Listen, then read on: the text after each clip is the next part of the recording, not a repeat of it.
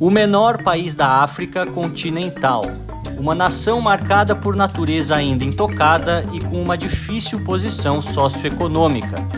Venha comigo explorar o oeste africano. Conheça mais sobre a política, a cultura e as pessoas aqui da Gâmbia.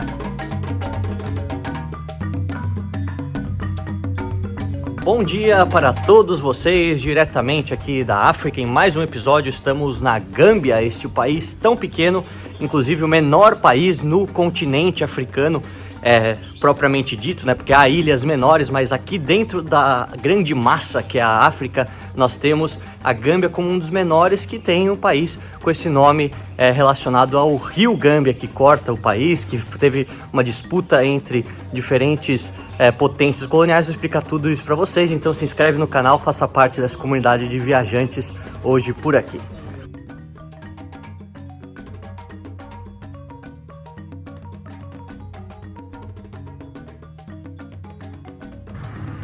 A população desse país, aqui da Gâmbia, é de cerca de 2,6 a 2,8 milhões de pessoas, sempre crescendo bastante.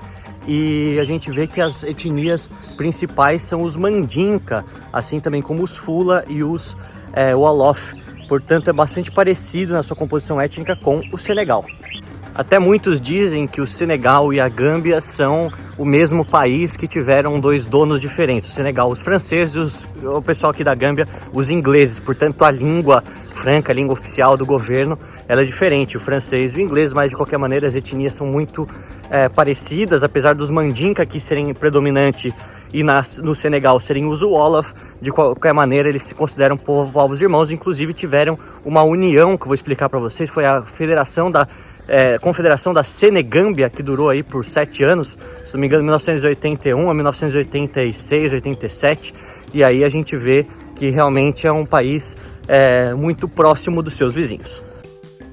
Apesar de estarmos em um país de maioria muçulmana, como já contarei para vocês, sempre que avisto uma igreja gosto de visitar. Naquele domingo de manhã, algumas pessoas compareceram à missa, e foi interessante ver que, mesmo sendo minoria, os cristãos ainda estão presentes por aqui.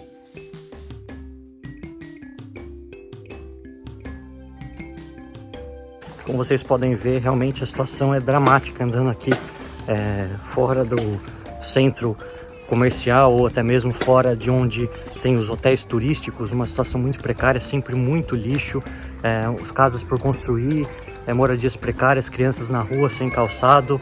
Realmente uma situação devastadora que é predominante em grande parte da África. Bom, vocês podem ver o esgoto aqui aberto, as crianças brincando perto dele, o cheiro é realmente muito forte. Isso é muito próximo de uma das principais atrações turísticas do país, que é a piscina de crocodilos, que eu vou tentar mostrar para vocês. Mas realmente não é nada fácil você ver apenas 300 metros disso, de onde vêm muitos turistas. Uma situação totalmente precária e realmente difícil de você pensar como as pessoas conseguem viver, milhões de pessoas conseguem viver nessa situação. Em outros vídeos sobre a África aqui no canal, muitos me questionaram por mostrar esse lado mais pobre do continente. Mostro tudo que vejo e, infelizmente, a maioria dos países africanos, apesar de um grande legado cultural e relativo desenvolvimento nos últimos anos, ainda tem suas cidades em estado de grande precariedade.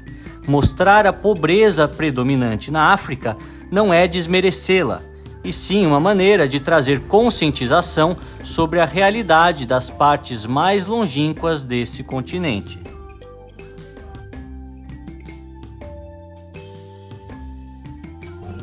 Bom, então aqui eu cheguei no museu e ele fala sobre um dos rituais que é um dos mais contestados pela sua agressividade em alguns casos, né? Nós temos aqui a questão da mutilação genital feminina, a circuncisão feminina, que acontece, que é realizada por várias etnias aqui, principalmente os Mandinka, os Jola, os Fula, e que é muito criticado por conta da violência, né? Grupos relacionados aos direitos das mulheres, principalmente nos centros urbanos, têm criticado isso bastante, mas é uma tradição ligada à religião islâmica, que é predominante aqui e também praticado por muitos e muitos séculos. A gente vê que isso é seguido por banquetes, por festas nas vilas, e é uma pressão para que isso termine, né? Afinal, é algo bastante complicado a gente pensar as meninas muito jovens passando por uma situação dessa por razões culturais, mas é sempre difícil também a gente analisar de forma sóbria a religião, a cultura dos outros sem acabar tendendo a ser meio preconceituoso. Eu sei que isso é realmente algo violento, portanto muitos grupos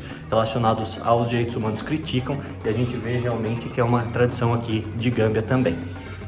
Exatamente sobre esses rituais de iniciação para os homens, eles ficam um tempo na floresta com os mais sábios e mais idosos da vila, exatamente para aprender como lidar com a natureza, como é a vida de casado. Mas as meninas muitas vezes precisam passar por um período de recuperação, então essa cirurgia de circuncisão feminina, o que muitos chamam de mutilação feminina, a mutilação genital feminina, ela acontece hoje em clínicas e depois elas são levadas para o período de recuperação na casa. De qualquer maneira, pelo que eu estava lendo aqui nesse museu, é algo muito sofrível, né, que dói muito e que tem recebido cada vez mais críticas exatamente por ser um ritual que é desumano em algumas partes, mas como eu digo, é sempre muito difícil se analisar a cultura alheia através daquilo que a gente tem como próprio sistema de ideias dentro da nossa cabeça. E aqui também fala um pouco da história dos africanos locais, né, o pessoal de Gâmbia que foi alistado pelo exército britânico tanto na Primeira quanto na Segunda Guerra Mundial. Eles falam que havia dois tipos de elite: a elite africana bastante ocidentalizada, que apoiava a guerra, e a elite local dos Wolof, que não tinham influência dos estrangeiros e de certa forma dos colonos, e de certa forma eles eram contrários a alistar pessoas das suas vilas para ajudar na guerra que era promovida, né, que era realizada pelos britânicos. De qualquer maneira, tiveram um papel importante, e a capital, Banjul, naquele momento chamava Bathurst, que foi depois reafricanizada após a independência em 1965, assim como grande parte de outras cidades aqui pela África que também tiveram o seu nome modificado para uma versão original ou que chegue mais perto do que ela significa nas línguas africanas locais. A natureza nessa parte da África é grandiosa, onde árvores centenárias com raízes imensas e plantações nos quintais das casas dão a subsistência às famílias locais há séculos. Vale lembrar que a mesma regra de capitais arrumadas e interiores mais esquecidos vale para grande parte dos países africanos. Portanto, quanto mais seguirmos rio adentro, longe da costa, mais frequentemente veremos uma realidade difícil. Eu tô aqui num dos lugares mais turísticos e bizarros, talvez, que há vários crocodilos aqui em uma piscina local. Os crocodilos parecem meio secos, meio paralisados, não sei com o que eles são alimentados, mas todo mundo vem aqui olhar. Eu também acho que é importante vir dar uma olhada, e você vê aqui, pode tirar foto com essas criaturas medonhas pré-históricas que são os crocodilos.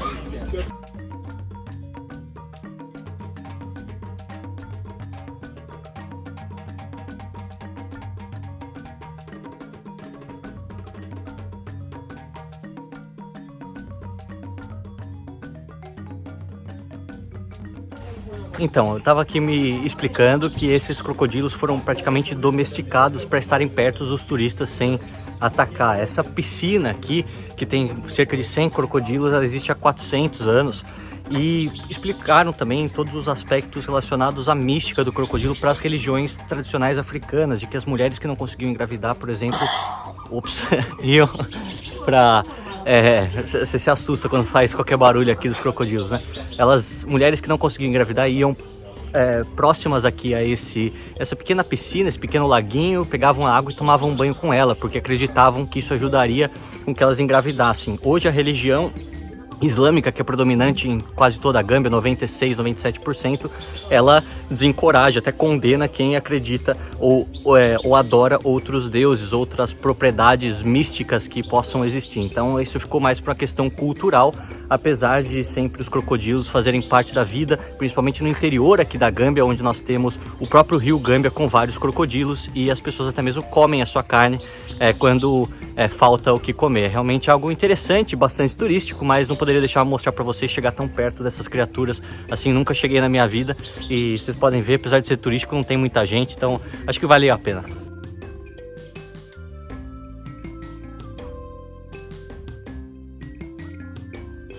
E ele estava me contando que aqui são cerca de mais de 100 crocodilos, e os crocodilos, por serem animais de sangue frio, né, essa temperatura é ideal para eles, além, é claro, de poderem viver 70, 80, 100 anos, dependendo das condições. Aqui, principalmente porque eles não têm predadores e têm comida fácil, conseguem fazer com que os seus ovos, muitos deles consigam, enfim, chocar os seus ovos para que nasçam mais descendentes e não são tantos perdidos como acontece na natureza, em que há vários predadores que comem os ovos e também, no caso da África, podem até comer os crocodilos. Então a gente vê que é algo diferente, é algo da natureza, e é interessante você passar aqui, relativamente barato, acho que custou $1 e pouco para entrar aqui, mas $1 que eu dei pro cara lá para ajudar, $1 e qualquer coisa. Então a gente vai fazendo o que é possível nesses países em que, infelizmente, a pobreza é predominante e não tem tantas coisas para fazer.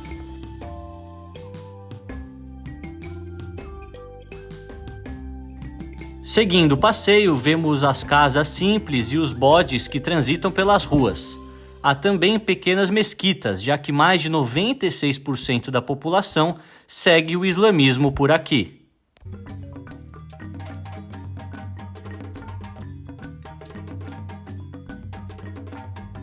E a gente tenta ser forte, mas é muito difícil, que você vê o esgoto continuando aqui por quilômetros praticamente que você anda nessa cidade, e toda a infraestrutura, as crianças pedindo, você pode até ajudar, dar um doce, dar alguma moeda, mas sabe que não vai mudar a realidade das milhares, talvez milhões de pessoas que vivem aqui. Então realmente muito, muito difícil, e a gente tenta fazer como pode.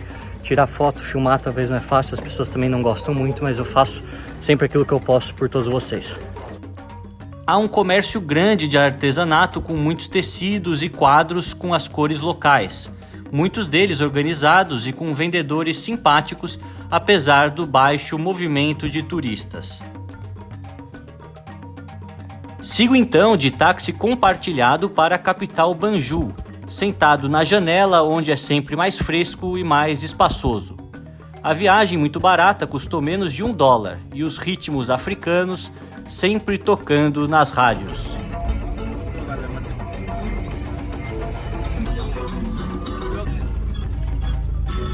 A capital Banjul foi fundada em 1816 pelos britânicos como um entreposto comercial e base para o combate ao tráfico de escravizados, já que no Reino Unido essa prática se tornaria ilegal no início do século XIX, quase 80 anos antes do Brasil. Inicialmente, a cidade tinha o nome de Bathurst, em homenagem a Henry Bathurst, secretário do British Colonial Office, o escritório colonial britânico. Em 1973, a cidade teve seu nome alterado e hoje se chama Banjul. Na língua mandinka, Banjul significa fibra de corda, já que fibras de cordas eram coletadas e usadas na manufatura das mesmas na região.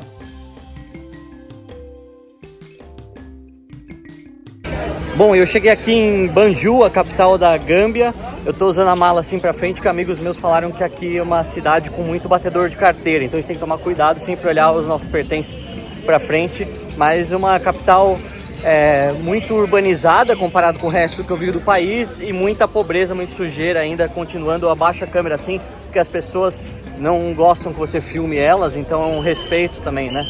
E o nome do país é interessante, é um dos poucos na língua inglesa que é utilizada pelo país e também das Nações Unidas, que tem o prefixo, né, o the em inglês, né, o artigo definido The Gambia. Então a gente tem aqui Republic of the Gambia, por um período, por ter um presidente um pouco mais religioso, ficou chamado de a Islamic Republic of the Gambia, República Islâmica da Gâmbia, algo que foi modificado de volta para só The Republic of the Gambia, com um novo presidente. Lembrando que aqui teve um golpe de estado, o nome dos presidentes é meio confuso, então eu vou colocar aqui para vocês. Foram 3 ou 4 até agora, e o último que tem retornado a Gâmbia às instituições às quais ela já pertenceu. É exemplo do Commonwealth, eu já falei isso para vocês. Commonwealth é aquela lá onde nós temos as antigas colônias britânicas participando de um mesmo grupo, né, para o fomento social, para as relações.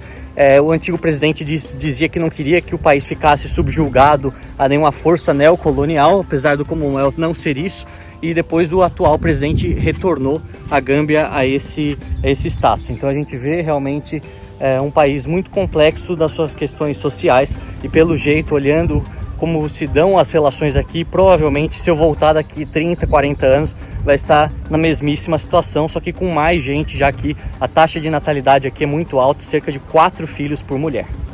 Como sempre gosto de fazer, saí das avenidas e zonas turísticas tradicionais para seguir estrada adentro, acompanhando o rio Gâmbia.